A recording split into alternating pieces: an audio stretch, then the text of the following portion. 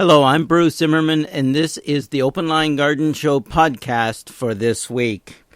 Now, back in 2000, Mark R. Zilis went and published a field guide to hostas. Now, when this came out, there were people whose hands just shook with this sheer excitement about this book. It's a field guide, which means it fits into your hand. It is 600 pages and in full color listing of, let's just say, thousands of hostas. Now, what this was an accumulation of 20 years of work. Now, Mark Zilis has been working with hostas in the family business for ever, type of thing. So, as a result, people would always say, you should go and you should write a book. Well, the first person to really say that was Mary Pratt from Pretoria. And she kept saying, Mark, it's about time you wrote the book. And she encouraged her, and she also helped him with his studies of hostas in Japan. Perhaps the greatest, let's say, annoying him into finishing the book was his 4 children, who kept saying, Dad, weren't you writing a book about hostas? Finally, in 2000, the book was published. The family helped. Okay, you have to understand that his poor wife maintained the fort. Okay, as he is traveling around trying to get all this information together, someone had to raise the 4 kids. But the kids also were working on the book as well. Some of them did graphics, some of them did editing, etc. So it was a family, and even married family were actually contributing and helping to the book. So it took 20 years to get this little, I'll call it a field guide, which will fit into one hand, 600 pages, full color, of hostas, and only hostas. It includes a section on all kinds of bugs and diseases and how to control them, etc., and what to do. It's all in there, and with color pictures of the examples, right? Great book. Didn't matter what the price was, and it was not cheap, but it was the book on hostas to own, to carry, and to go into either the native wild or even into a nursery or anywhere else, or even into a garden or a garden tour. You carried this one if you wanted to be able to identify a hosta. Now, what happened then was that Mark decided that with all the number of hostas, and let's be honest, there's a lot of hostas coming out on a very regular basis, many of them registered with the American Hosta Society, which is basically the best way to do it. What happened was there were so many of them being produced, particularly with tissue culture, that the book needed to be updated.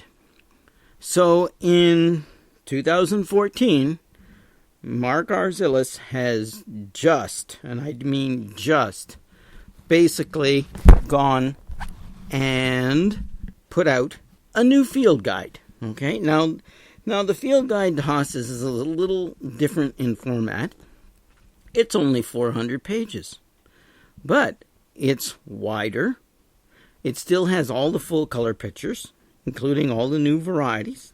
It still has the section on all the bugs, diseases, and pictures of what to do with them, right?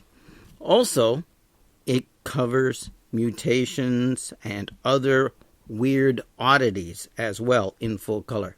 We'll go over that later. But, again, it was basically a family activity, a family project, because they all had to contribute in order to help get it going. This is an accumulation of now 30 years of work on hostas. This new field guide to hostas is, and was, the working title was The Hosta Handbook, second edition, okay? But they changed the title at the last minute. And since they are self-publishing, they can do that very quickly, very easily. And they did. So his poor wife, of course, was holding down the fort while he was traveling all over the world to Japan and the Netherlands and all over Europe and going into different native areas to see them growing in their native habitat, as well as going to other areas. He had to go to other people's gardens. And it's really neat in the fact that there's a lot of support in the industry by hosta growers and breeders and absolute fanatics on hostas for his work. They respect it, they know it, they love it, and they do not mind contributing to it, and have, and in a few cases, been quite bold and blunt about some of the varieties they like and don't like, and why they don't like them. And that sort of comes through in the book as well. Some of the pictures in this are actually done by some of those people, and others are by Mark. In fact, the bulk and the majority of pictures are actually by him. So 30 years of work has gone into it. Again, family has gone and put it in. You got to remember that with the graphics, a lot of the graphics was done by his son Andy. His wife still holding down the fort, trying to keep the family together all this time while he's writing this book and traveling around. I mean, that's a lot, okay? And I can relate to that. I mean, who do you think is recording this podcast? My wife. Got it? So what you're going to see in this is 1,200 color pictures of hostas in this one book. Now, it's got a plastic ring, so it's light, it's durable, it's easy to carry into the garden, it is wider but not taller. So it means it's a little softer and it bends a little. So one recommendation, don't bend it in half and stick it in your back pocket when you're going through the gardens. Either give it its own little cover, zip out. In fact, that's probably what I would do. And it'll allow you to go in through and actually look and help identify all kinds of hostas.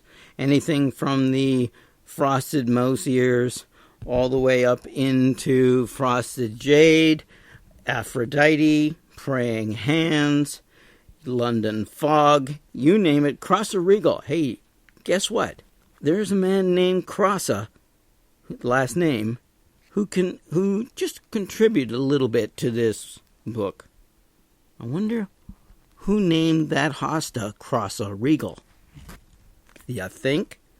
So there's a lot of hostas in here, both pictures of them in the wild as well as in gardens, and from all over the world, and absolutely spectacular plant material.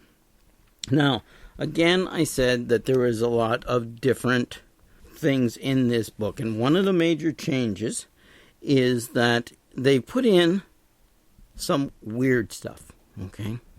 They put in some neat little stuff about hostas that you may not have known.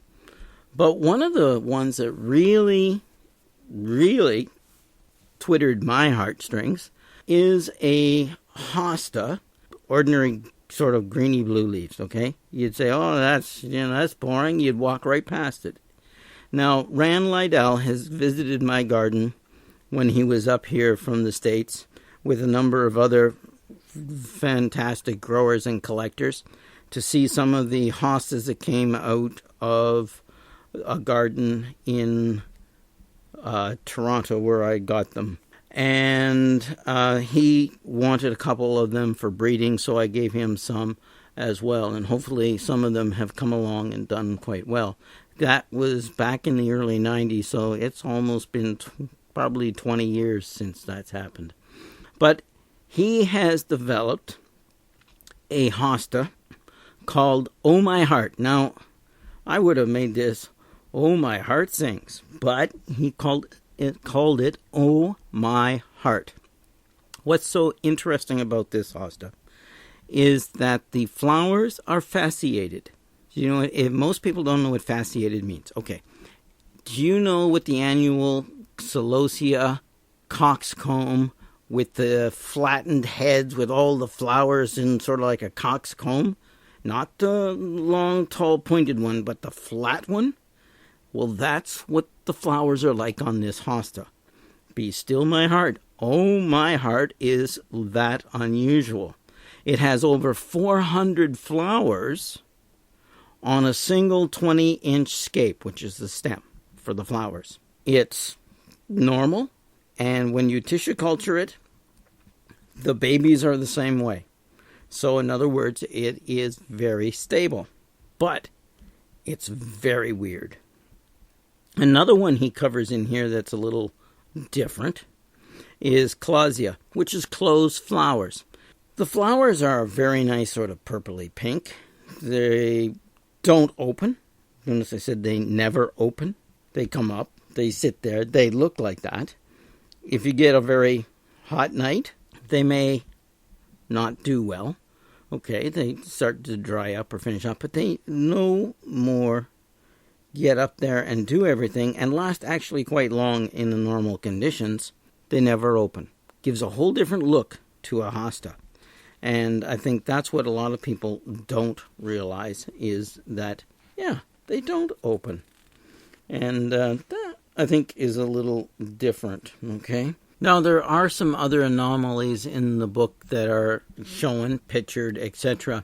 There's leaf anomalies like praying hands, which is a great, great hosta because it looks like praying hands. It's very vertical. It's got a little variegation on the edge. And, of course, it's got the wavy, upright leaves that look like praying hands. Now, with extremely cold winter this year, it has not made it, okay? And I'm very unhappy about this, so I'm going to have to try and replace it.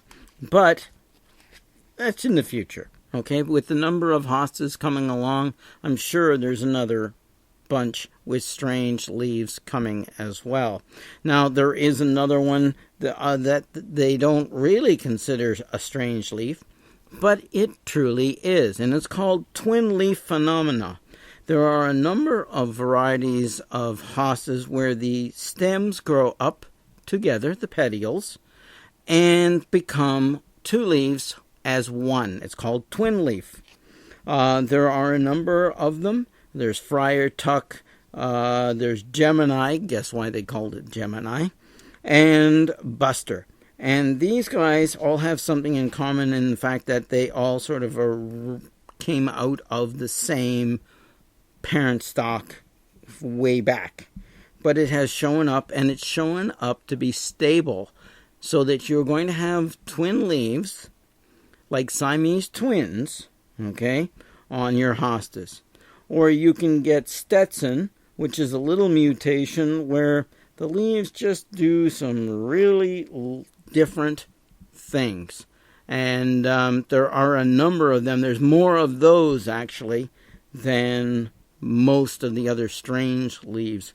In other words, there's things like Canadian Shield, Kryptonite, Peridot, Emerald Coast, green mouse ears, which I hate to tell you, my blue mouse ears became green mouse ears rather quickly. And my variegated mouse ears is now green as well. Blue skies, Empress, and many others which actually do go and give you strange leaves.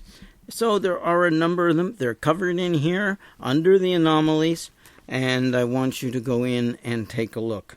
Some of them are really strange, like why does a set type of hosta actually go and emerge from the ground later than some others? Why? Simply because where it bred at the altitude that it evolved at was colder, where the other varieties and mutations that evolved down further on the mountain, closer down to the valley where it was warmer, guess what? They come up, and that's what you're used to. But these ones will emerge from the ground as much as 2 weeks later than those other varieties. It covers things like eutation water, which some people have seen, etc., and the fact that plantagia flowers basically bloom at night. And I don't think a lot of people quite realize that one, since it's one of the old varieties. It's the August lily. Start to open at 6 o'clock. They go through. By 9 o'clock, they're fully open. And by the next afternoon, they sort of remain open, but they're sort of, okay. If the next day's high temperatures are relatively cool in August, like in the mid 70 degree Fahrenheit, then the flowers will remain open until the next evening. But with high temperatures in the 80s or low 90s, you know that this particular plant, the flowers just aren't. They deteriorate by early afternoon. So, here again, this is a variety you've probably had in your garden and everybody's had in the garden, but has anybody ever told you that? There is also some that are sort of in between, and they are hybrids of Plantagenet. Now, Honeybells, Royal Standard, Sweet Susan are just examples of it, where they basically open in mid-morning and flower sort of between, not at night, not all the way through the day. So it's sort of in between. It's sort of a combination of whatever the other parent gave them, as well as the straight Plantagenet. So, this book is fantastic. I want you to buy it. It lists for $45 US. In fact, any of these books are great. I can't even remember what I paid for the Hosta Handbook, the original one. To my way of thinking, all of them are really good. So if you come across any of these, then they should be added to your library. Even if you only grow a few hostas and you're just interested. Okay, maybe you want to grow hostas in containers and that, so what? These are great books. But if you're really into being a fanatic, Mark R. Zilis wrote Hostopedia in 2009. And this is a tome. And when I mean a tome, I really mean a tome. This thing weighs like 20 pounds. Look at this. Oh, too bad you can't see it. This book, when I first saw it, went, oh my goodness, what did he do? What he did was he made it exactly what you think it is. It's a Hostopedia. Full color pictures, full-size book, full-size text. I don't know how many hostas are in here. Literally thousands. There's only 85,000 some odd varieties of hostas available and known and registered. So therefore, I think most of them are in this particular Hostopedia. And it is a book, and it usually sells for around $90 to $100, okay? Definitely worth it if you're into it. Of those 8,500, okay, this book covers 7,400, which pretty good because they keep bringing out more. So obviously the difference is between 2009 and now, so you need the other book as well. I love it. Yeah, this man is going to be writing books on hostas forever and ever and ever, and it's a job never done. If you're into hostas, you love plants, you love gardening, you're going to love these books by Mark R. Zilis. And trust me, I own all three. I'm proud to say I own all three. And I'm not only that, but I actually use them, love them, read them, and enjoy them immensely. I'm Bruce Zimmerman, and this is the Open Line Garden Show podcast for this week.